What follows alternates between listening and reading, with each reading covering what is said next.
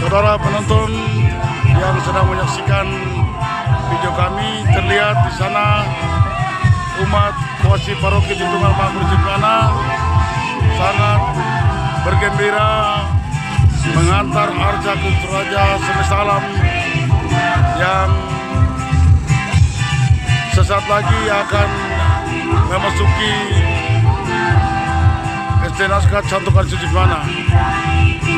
Suasana kemeriahan tampak di sore hari ini dengan begitu banyak antusias umat dalam mengarak Arca Kudus Raja semesta alam yang semalam berada di rukun Santo Franciscus Xaverius, dan di sore hari ini sukacita dan kebersamaan umat dalam mengarak Arca Kudus Raja semesta alam.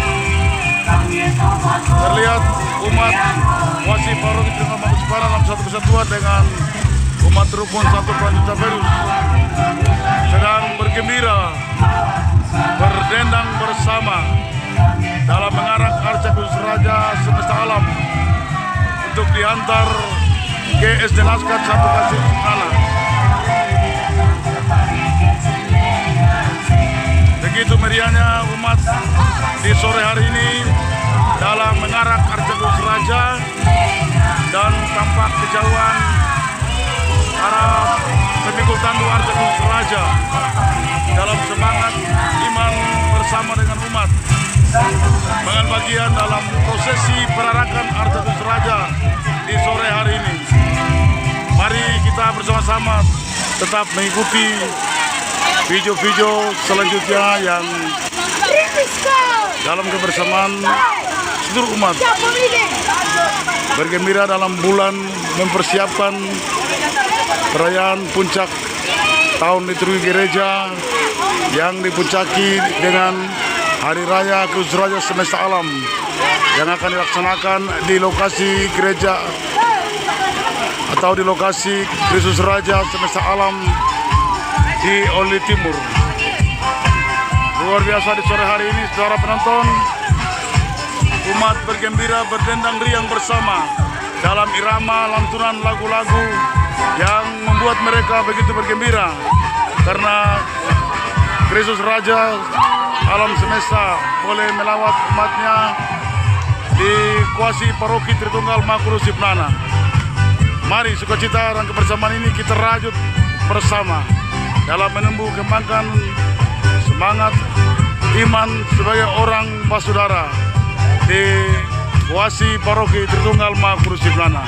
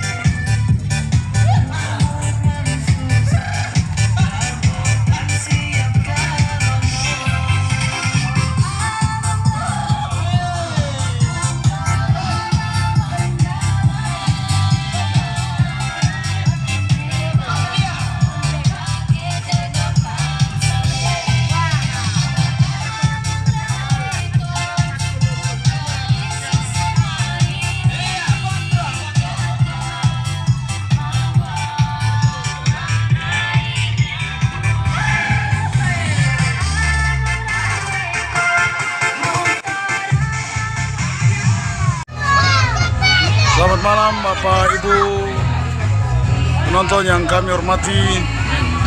Saat ini Arca Kudus Raja semesta alam telah diserah terimakan dari Rukun Santo Fransaverius ke SD Naskat Santo Kasih Mana, dan arca sedang diarak untuk akan ditaktakan di tempat pentaktan SD Naskat Santo Kasih Mana. Terlihat regu pemikul arca Kristus Raja mulai bergerak secara perlahan untuk mengantar dan mengarak arca Kristus Raja untuk akan memasuki tempat pentaktan arca Kristus Raja di SD Naskat Santo Kasih Mana. Suasana di hari ini sangat meriah karena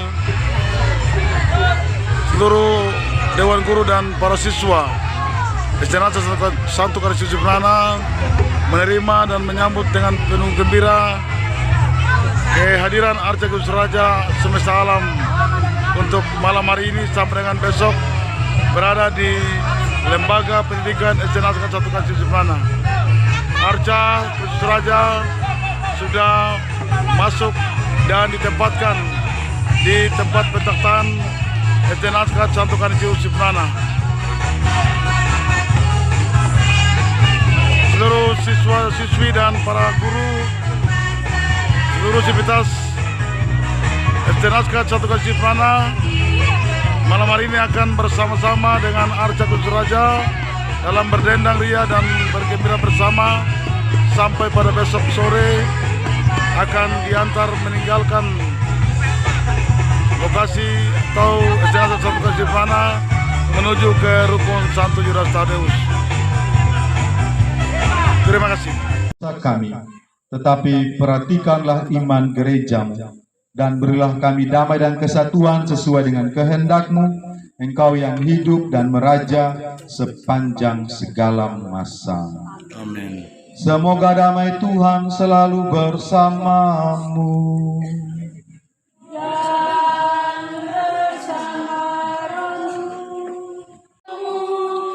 Marilah mengarahkan hati kepada Tuhan. Sudah kami harapkan. Marilah bersyukur kepada Tuhan Allah kita.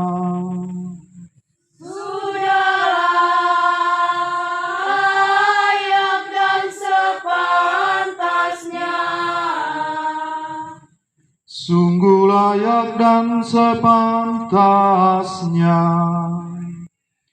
ya Bapa yang kudus, Allah yang kekal dan kuasa,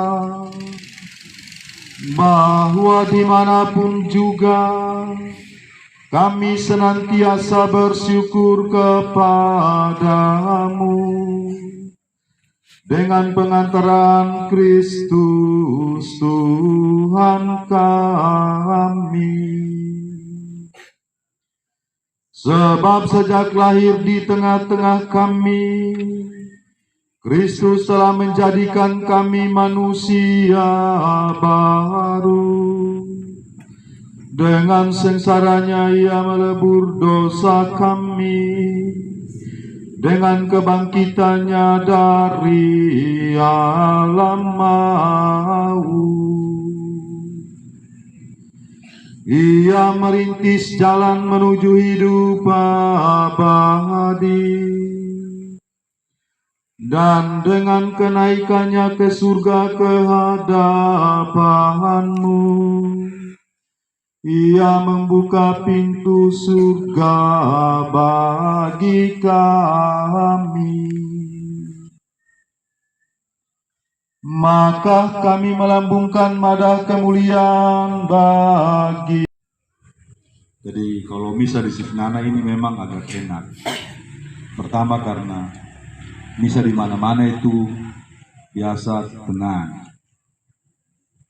Jadi anak-anak Sifnana juga rupanya orang di gereja, di rukun-rukun sudah dewasa. Jadi pastor bilang begini, jangan sebentar kamu beribu. Biarnya kalau misa di tempat lain, aduh kepala pusing. Dong ribut. luar binasa. Sampai Bapak Uskup dulu pernah kasih nilai 4. Karena anak-anak Krisma itu dong beribut saja, belum lagi dorang naik pesawat di dalam gereja sementara misa. Jadi harus supaya kamu tenang. Jadi hari ini kita merenungkan soal karunia. Jadi setiap orang Kristen itu memiliki karunia. Jadi karunia itu tidak sama dengan bakat insani. Karunia itu diberikan oleh Allah. Jadi semua orang punya karunia. Yang menjadi pertanyaan, kita sadar atau tidak karunia yang kita punya ini? Ada yang mungkin banyak, ada yang 1, 2, ada yang 2 saja, ada yang cuma mungkin 1 saja, ada yang mungkin setengah karunia karena dia tidak sadar. Tapi intinya kita semua punya karunia kalau kita sadar. Dan karunia itu dimaksudkan untuk apa? Karunia itu diberikan untuk kepentingan bersama. Jadi kalau Anda punya karunia, nanti kan kita sudah dengar dalam bacaan pertama tadi, itu dipakai untuk kepentingan bersama, bukan untuk kepentingan pribadi.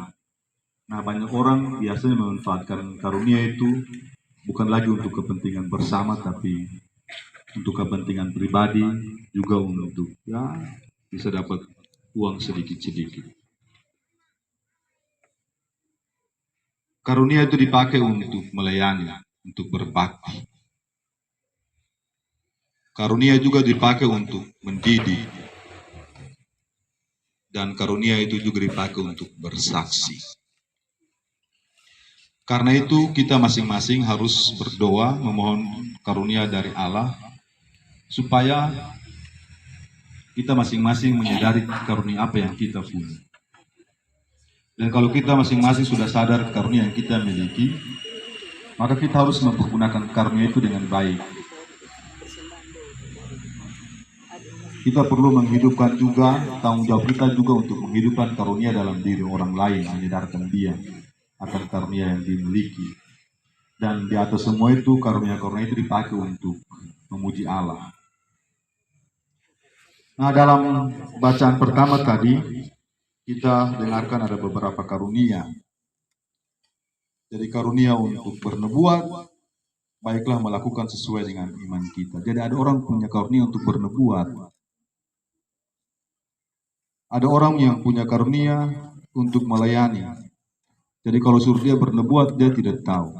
Tapi kalau melayani itu luar biasa. Jadi kalau orang hanya punya karunia untuk melayani, ya kita jangan paksa dia untuk karunia-karunia yang lain. Ada juga karunia untuk mengajar. Jadi kamu guru-guru ini punya karunia untuk mengajar. Jadi mengajarlah dengan baik.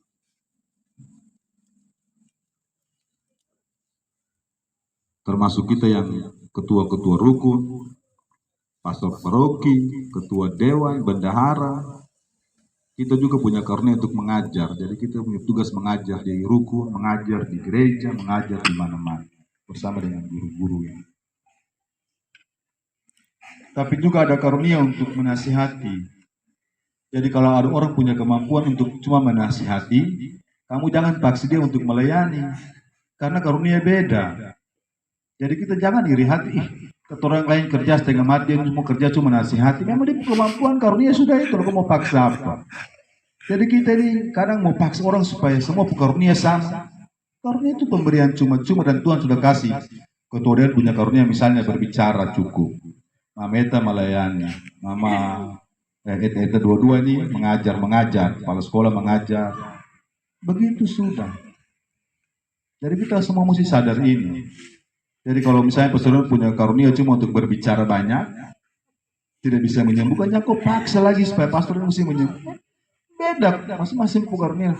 Yang kalau boleh 1 kali taruh tangan, orang sembuh, yang ini taruh tangan langsung mati. Lah beda lah, Tuhan sudah bilang di kitab suci jelas, kamu mau paksa apa supaya ketemu semua karunia sama. Kalau semua sama ya terus hidup mati sudah. Karena kita tidak saling membutuhkan lagi toh dalam hidup.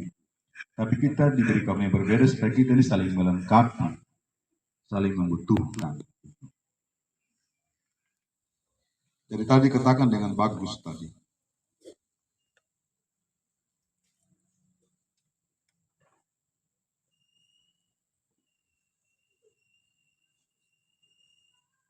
Soal juga soal kepemimpinan dan lain-lain tadi. Siapa yang membagi-bagikan sesuatu hendaklah ia melakukan dengan hati yang ikhlas. Siapa yang memberi pemimpin hendaklah ia melakukan dengan rajin. Siapa yang menunjukkan kemurahan hendaklah ia melakukan dengan sukacita. Hendaklah kasih itu jangan pura-pura. Jadi intinya yang saya bilang tadi, jadi kita masing-masing punya karunia, tapi juga kita punya tugas untuk membantu orang lain supaya orang kenal orang punya karunia. Karena ada orang-orang tertentu yang seakan-akan tidak ada karunia dalam hidup. Karena pertama dia sendiri tidak sadar karunia yang dia miliki, tapi juga tidak meminta Tuhan supaya Roh Kudus itu bekerja supaya karunia yang ada dalam dirinya itu muncul atau keluar. Dan karunia itu dipakai tadi yang saya bilang itu untuk membantu orang lain bertumbuh dan berkembang dalam iman. Ada satu penulis namanya John Owen, dia bilang doa adalah cara utama untuk mencapai karunia-karunia. Jadi supaya kita sadar karunia yang ada.